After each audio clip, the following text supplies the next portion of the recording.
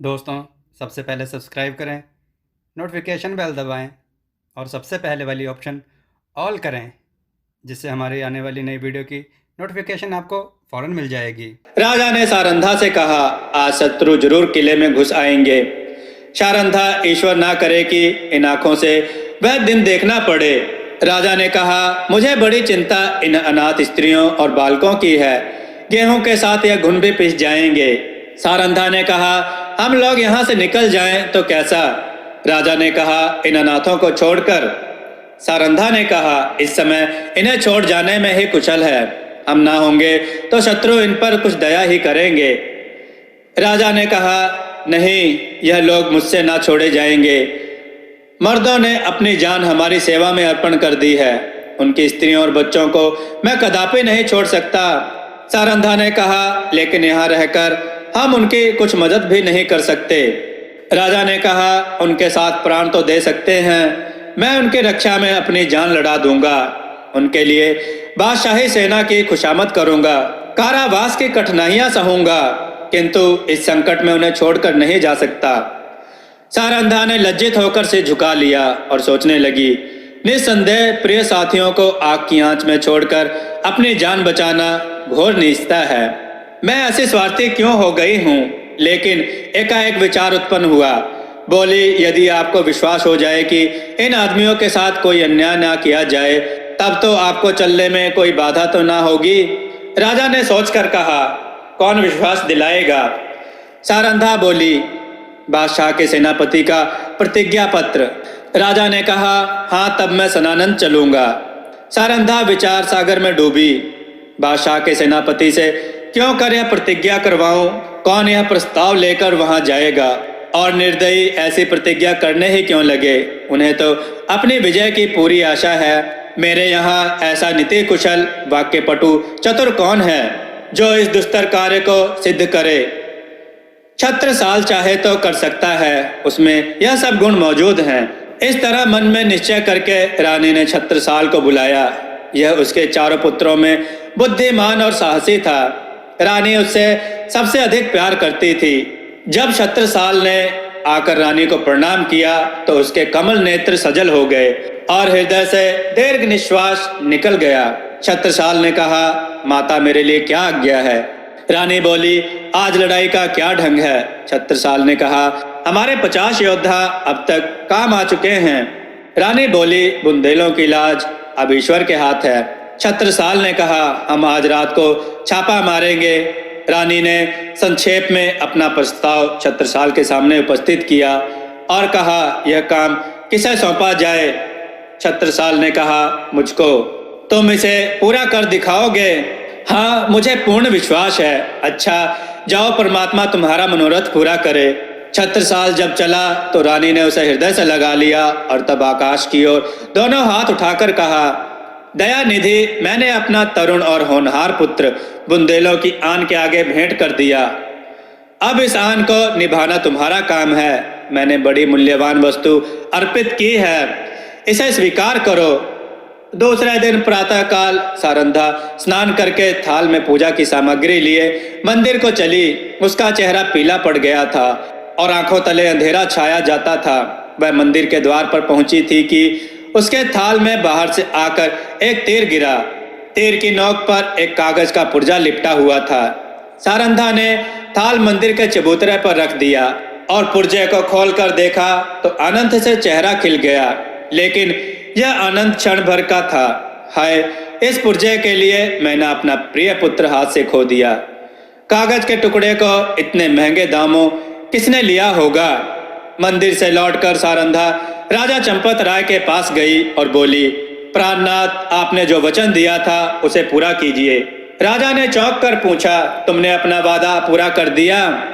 रानी ने वह प्रतिज्ञा पत्र राजा को दे दिया। चंपत राय ने उसे गौर से देखा, फिर बोले, अब मैं चलूंगा और ईश्वर ने चाहा तो एक बार फिर शत्रुओं की खबर लूंगा। लेकिन सारन, सच बताओ, इस पत्र के लिए क्या देना पड़ा है? रानी ने कुंठित स्वर से कहा, बहुत कुछ। राजा ने कहा, सुनो तो। रानी ने कहा, एक जवान पुत्र। राजा को बाण सा लग गया। पूछा, कौन? अंगद राय? रानी ने कहा, नहीं। राजा ने पूछा, रत्न शाह, रानी बोली, वो भी नहीं। राजा ने कहा, छत्रसाल। रानी ने कहा, हाँ। जैसे कोई पक्षी गोली खाकर परों को फड़फड़ाता है और तब बेदम होकर गिर पड़ता है, उसी भांति चंपत राय पलंग से उछले और फिर अचेत होकर गिर पड़े। छत्रसाल उनका परम प्रिय पुत्र था। उनके भविष्य की सारी कामनाएं उसी पर अविलंबित थी। जब चेत हुआ तब बोले, सारन, तुमने बुरा किया। अंधेरी रात थी। रानी सारंधा घोड़े पर सवार चंपत राय को पालकी में बैठाए किले के गुप्त मार्ग से निकली जाती थी। आज से बहुत काल पहले एक दिन ऐसी ही अंधेरी दुखमयी रात्रि थी जब सारंधा ने शीतला देवी को कुछ कठोर वचन कहे थे। शीतला देवी ने उस समय जो भविष्यवाणी की थी वह आज पूरी हुई। क्या सारंधा ने उसका जो उत्तर दिया था वह भी पूरा होकर रहेगा? दोपहरी का समय था। सूर्य नारायण सिर पर आकर अग्नि की वर्षा कर रहे थे। शरीर को झुलसाने वाली प्रचंड प्रखर वायु वन और पर्वत में आग लगाती फिरती थी। ऐसा विदित होता था मानो अग्निदेव की समस्त सेना गरजती हुई चली आ रही है। गगनमंडल इस भय से कांप रहा था। रानी सारंधा घोड़े पर सवार चंपत राय को लिए पश्चिम की तरफ चली जाती थी। ओरछा 10 कोस पीछे छूट चुका था और प्रतिक्षण यह अनुमान स्थिर होता जाता था कि अब हम भय के क्षेत्र से बाहर निकल आए। राजा पालकी में अचेत पड़े हुए थे और कहार पसीने में सराबोर थे। पालकी के पीछे 5 सवार घोड़ा बढ़ाए चले आते थे। प्यास के मारे सबका बुरा हाल था। तालू सूखा जाता था। किसी वृक्ष की छाया और कुएं की तलाश में आंखें चारों ओर दौड़ रही थीं। अचानक सारंधा ने पीछे की तरफ फिर देखा तो उसे सेवकों का एक दल आता हुआ दिखाई दिया। उसका माथा ठनका कि अब कुशल नहीं है, यह लोग अवश्य हमारे शत्रु हैं। फिर विचार हुआ कि शायद राजकुमार अपने आदमियों को लिए हमारी सहायता को आ रहे हैं। नैराश्य में भी आशा साथ नहीं छोड़ती।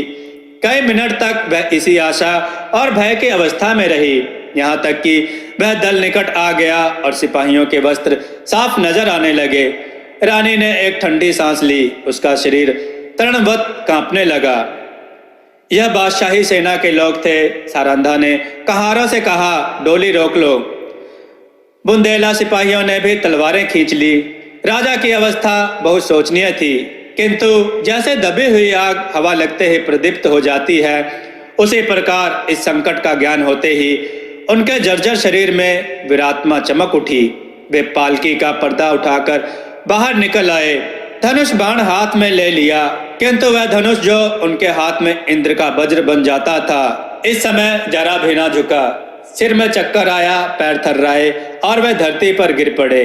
भावी अमंगल की सूचना मिल गई। सारंधा ने उन्हें संभाल कर बैठाया और रोकर बोलने की चेष्टा की, परंतु मुंह से केवल इतना निकला, प्राणनाथ।